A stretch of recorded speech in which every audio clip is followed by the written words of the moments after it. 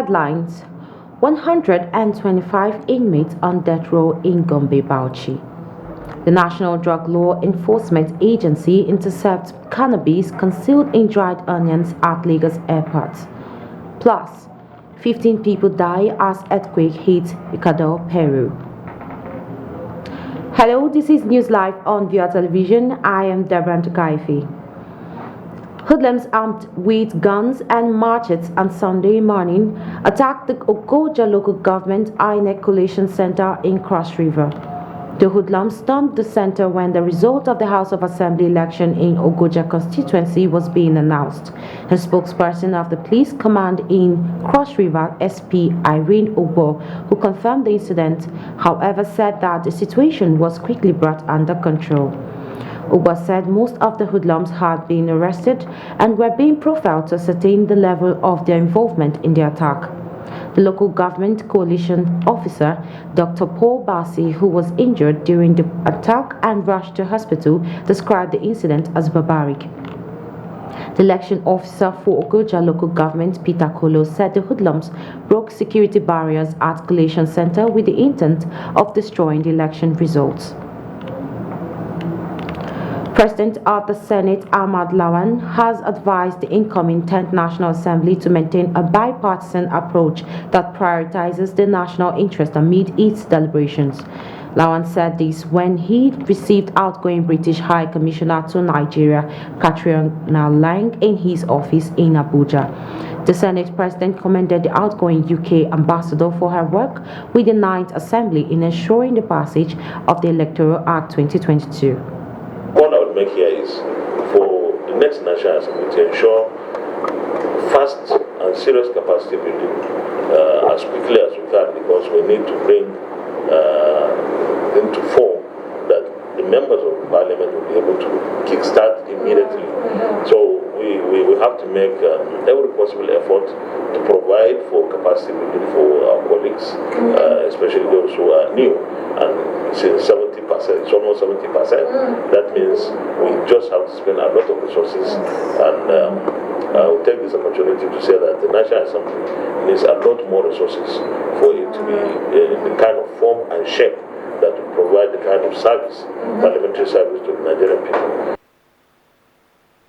Speaking earlier, Lang described Nigeria's politics as fascinating. While expressing joy over her stay in the country, the outgoing ambassador said that she made very good friends during her stay in the country.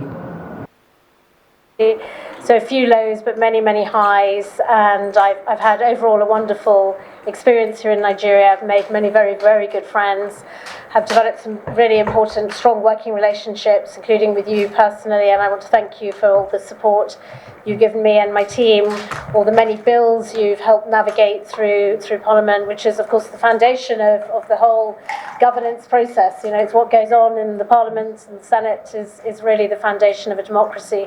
And I think you've done an amazing job, and we've worked very well with you on all of that. So this is really just for me to say farewell, to say thank you. But not the end. I hope we'll continue to, whatever role you move into, I'll be certainly watching Nigeria very closely. And I hope my successor, Richard Montgomery, will be able to forge a strong relationship with you in your new position. The Senate President then assured that the Senate would, in the remaining 2 months of its lifespan, focus on legislative efforts needed to complement those by the executive arm of government in ensuring improved security and a thriving economy for Nigerians.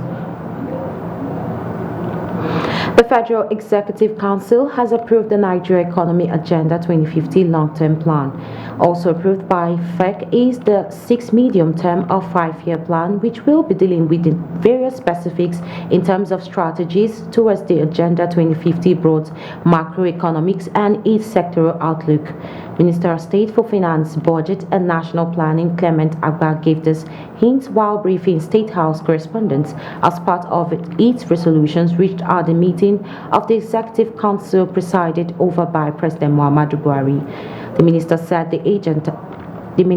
the agenda benchmarks Nigeria's among other upper middle income countries that have already achieved some levels of economic and social development, which Nigeria also so desire by 2050. So the Agenda 2050 itself is the broad framework of the direction that we want to go. And it looks at the broad macroeconomic and sectorial outlook from 2021 to 2050. We also look at the macroeconomic results, sectorial outlooks, and the associated employment and poverty implications, which we are generated from complementary analytical underpinnings. We benchmark Nigeria amongst other upper middle income countries that have already achieved some level of economic and social development, which Nigeria also desires to have by 2050. And the indicators that were derived from those benchmarking were put or served as input in the dynamic computable general equilibrium model. It's a model that is used for long-term planning. Unlike when we did the medium-term plans, we were using the input-output models, the econometric model. But those are things you use for short or medium term. Meanwhile, before the commencement of the weekly meeting, President Muhammadu Buhari had sworn in 7 reappointed board members for the Independent Corrupt Practices and Other Related Offences Commission. Professor Abayomi Salami, Resident Electoral Commissioner of Ekiti State, said the State Assembly election in Ekiti was largely peaceful except for the only challenge in the low turnout of voters. The REC said this after election monitoring at the INEC office while speaking with newsmen. Salami said apart from the low turnout of electorate across the state, the election had been very largely successful. He assured residents that the people should expect that the result to be declared would be a true reflection of their wish because the process was transparent, and then the collation and the declaration would also be very transparent and open. The REC also commended the efforts made by INEC in the assembly elections, adding that there was no report on the failure of beavers. The Nigeria Correctional Service says it has no fewer than 125 inmates on death row in its facilities in Gombe and Bauchi State. NCOS officials confirmed this while responding to a survey by the newsmen on death penalty in Gombe and Bauchi. The controller of correction in Gombe, Lawa Gusau, said the service has 94 inmates comprising 93 males and 1 female on death row in its facility in the state.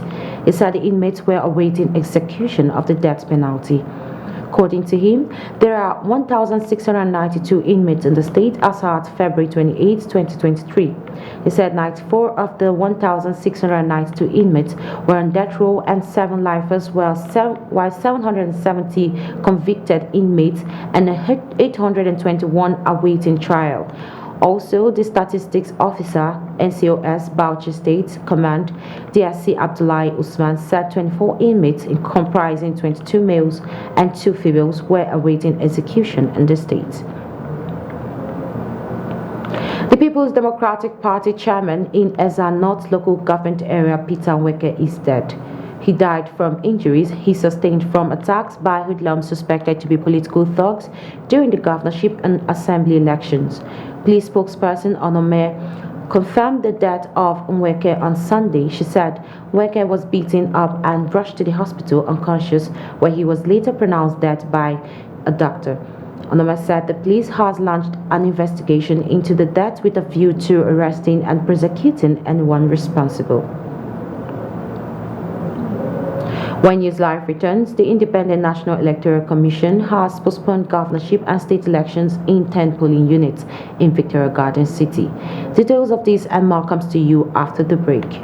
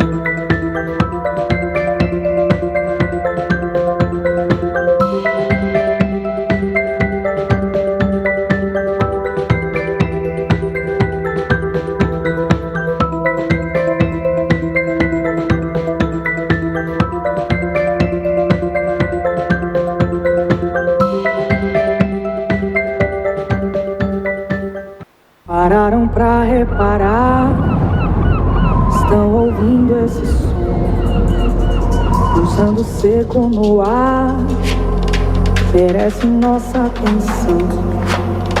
Preparem bem os sensores para poder captar.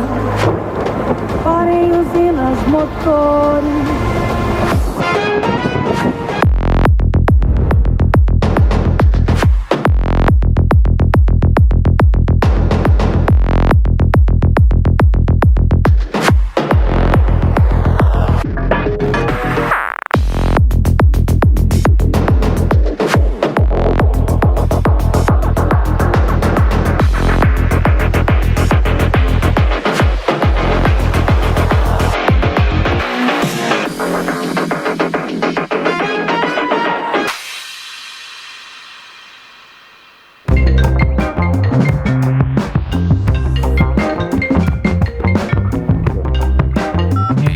Good morning, gentlemen.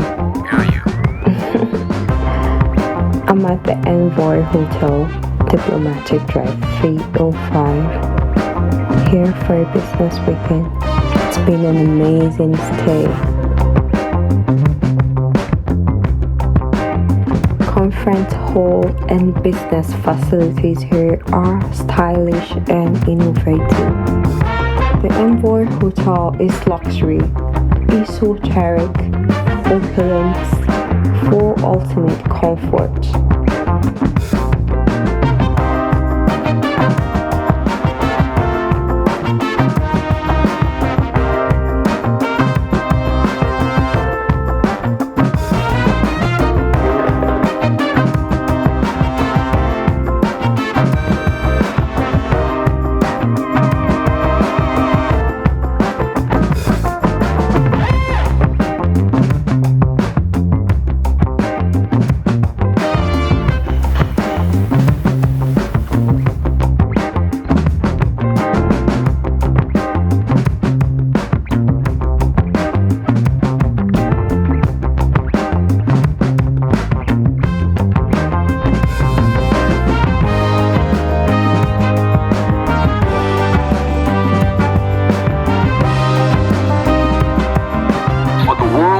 Discerning travelers, we are more than just a place to stay. We are an icon of comfort, style, and thoughtful luxury. We are Envoy Hotel.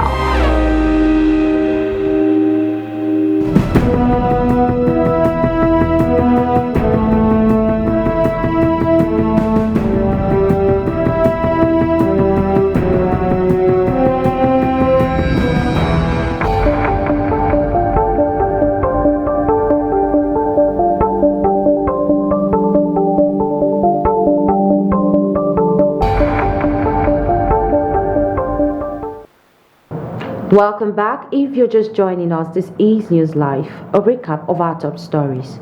125 inmates on death row in Gombe, Bauchi.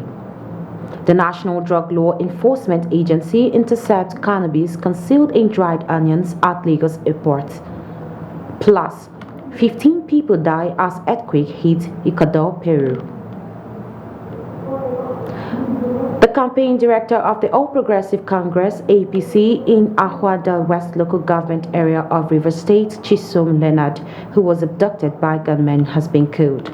The deceased was reportedly abducted by the unknown gunmen who were dressed in police uniform while he was casting his vote at Ibagwa Polling Unit Unit 2, Ward 10 in Ahuada West local government area. Leonard was exercising his franchise during the governorship and state assembly elections when the incident happened.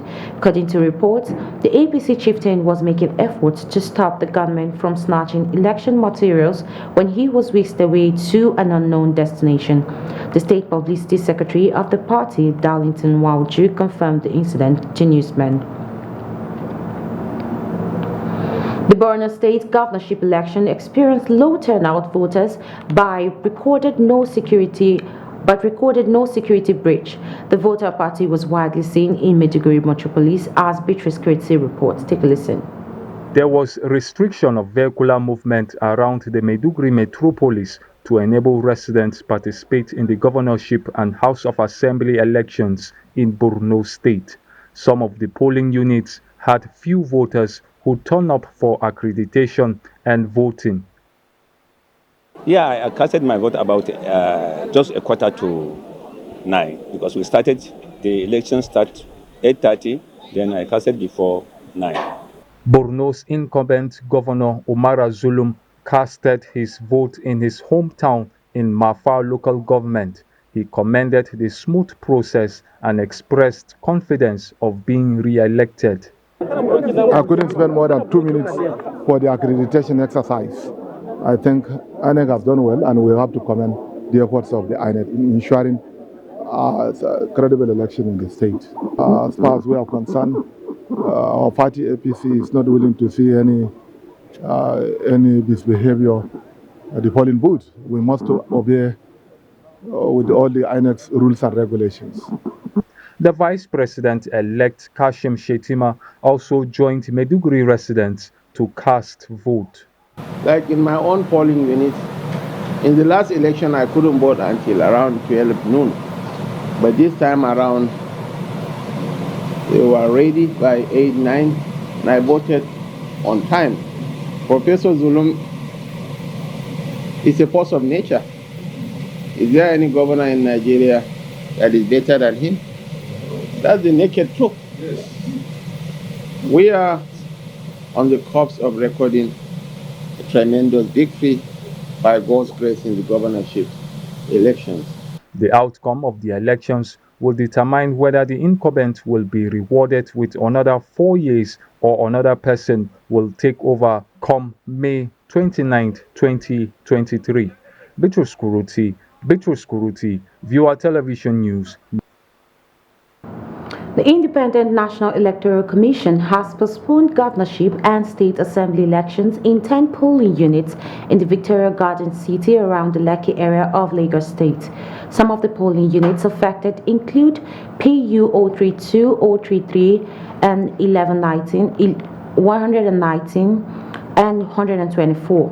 INEC Resident Electoral Commissioner in Lagos, Segun Agbaje, told newsmen that core members deployed as ad hoc staff to the area were hesitant to enter the VGC estate as they alleged that they were held hostage in the February 25th presidential election and National Assembly elections. Agbaje said the Commission's ad hoc staff set up voting materials in front of the estate, but the estate residents claimed that the hoodlum might disrupt the process, so they did not feel secure and could not further cast their votes.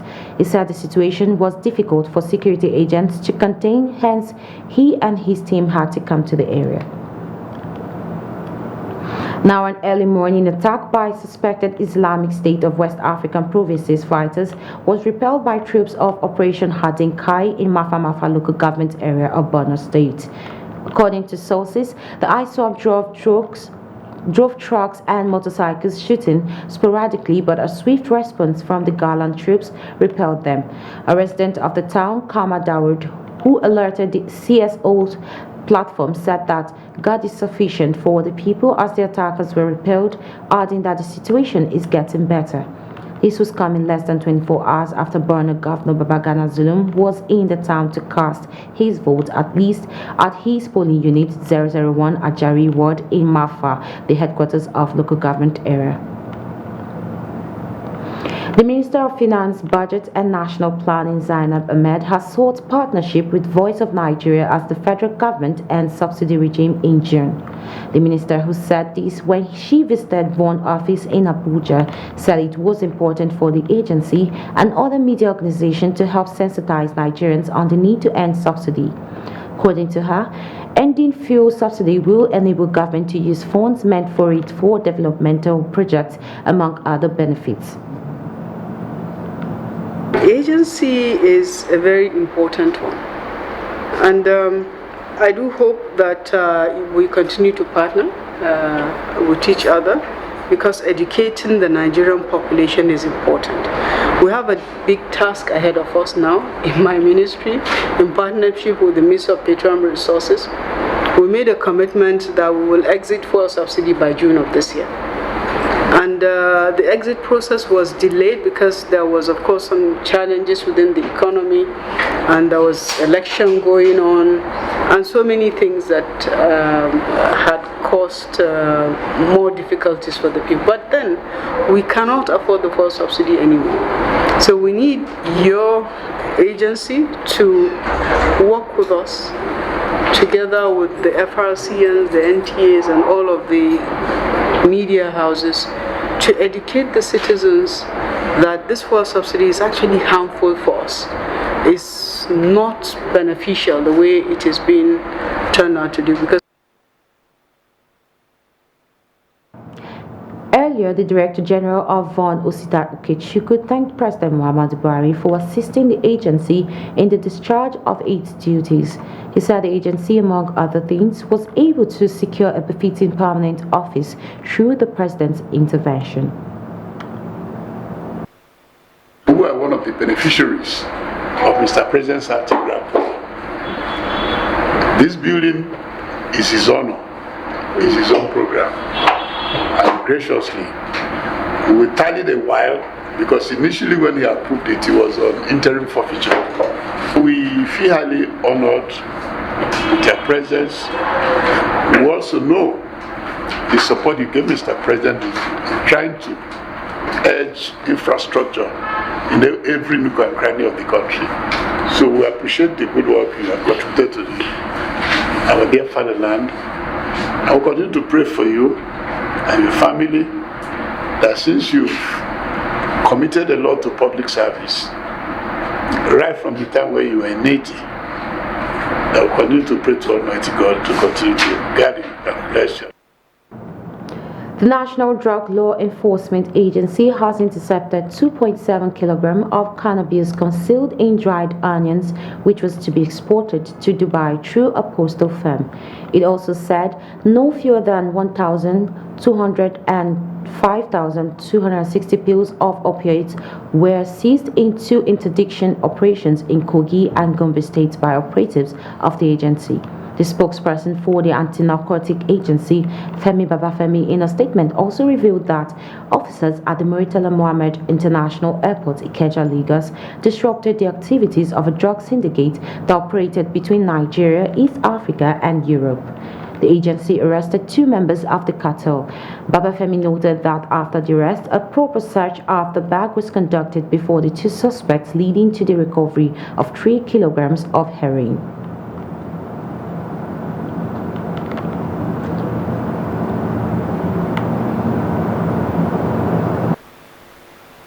Still watching News Live on Via Television. International news comes to you right after the break. To stay tuned.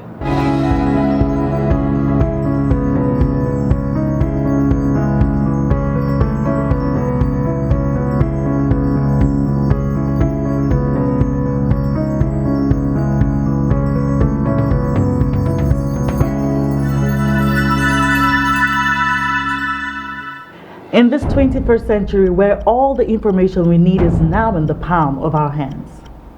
News from around the world, entertainment, celebrity gossip, sports, and much more.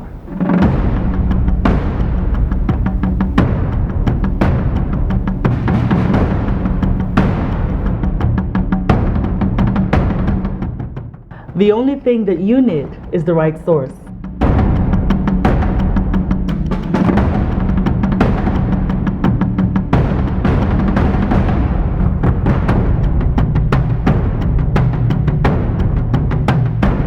Viewer TV is now on the go. Simply check us out on our social media pages on Facebook, Instagram, YouTube, and Twitter for all the information you need.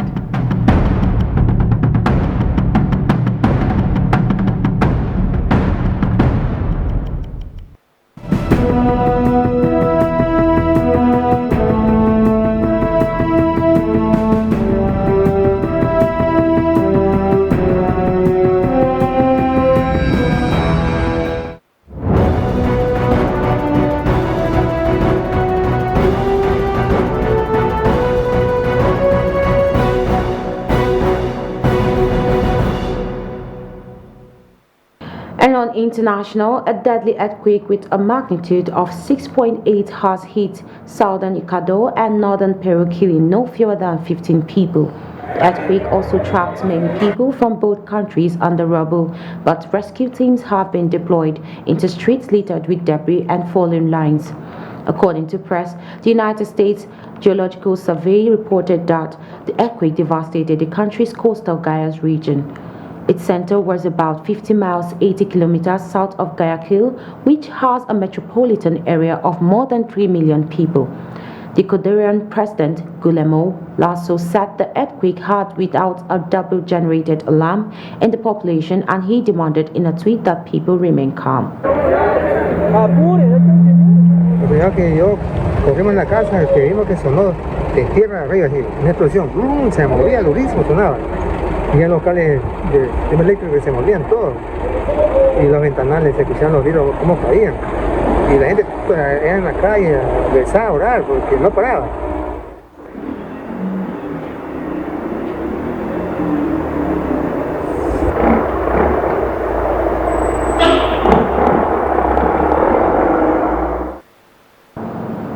A court in Islamabad has cancelled Imran Khan's arrest warrant after intense clashes between police and the former prime minister's supporters outside the judicial complex.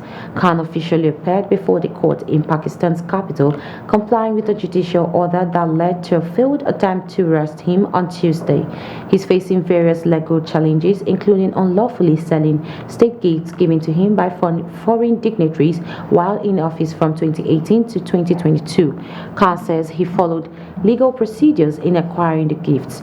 There were clashes outside the court between police and Khan supporters. The Islamabad police alleged that Khan supporters shelled the judicial complex and set fire to a police post.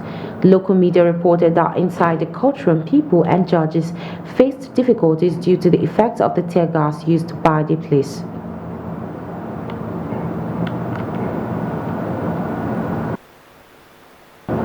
Kazakhstan holds now parliamentary elections as the leader of the Central Asian country pushes political reforms that critics say are designed to consolidate power 1 year after deadly protests. Polling stations opened in the capital Astana and Almaty, Kazakhstan's largest city. Around 12 million voters have until 8 p.m. to cast their ballots.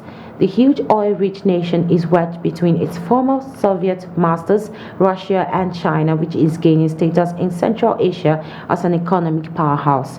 President Kasim-Jomart announced the early vote as part of a modernization drive introduced months after protests against fuel prices erupted in January last year. Kasim-Jomart, a former diplomat, was handpicked in 2019 by his predecessor and mentor Nazarbayev to take the helm after a nearly 3-decade rule. Israelis gathered in towns and cities nationwide for an 11th straight week of protest against the judicial reform plans of the alt-right government of Prime Minister Benjamin Netanyahu. The protesters fear that the proposed reforms, which are already moving through parliament and would increase the power of politicians over the courts, are a threat to Israeli democracy. In Tel Aviv's square, thousands of demonstrators waved the blue and white Israeli flag of Israel as well as the rainbow flag of the LGBTQ community. The demonstrators blocked roads as they set off on a march through the heart of the city, Saving Democracy said, one placard held aloft by the crowd. And that's all on NEWSLIVE, but before we go, a recap of the headlines. 125 inmates on death row in Gombe, Bauchi. The National Drug Law Enforcement Agency intercepts cannabis concealed in dried onions at Lagos Airport. Plus, 15 people die as earthquake hit Ecuador, Peru. Many thanks for watching. I am Deborah Ntukaifi. Please stay tuned and enjoy the rest of our programs.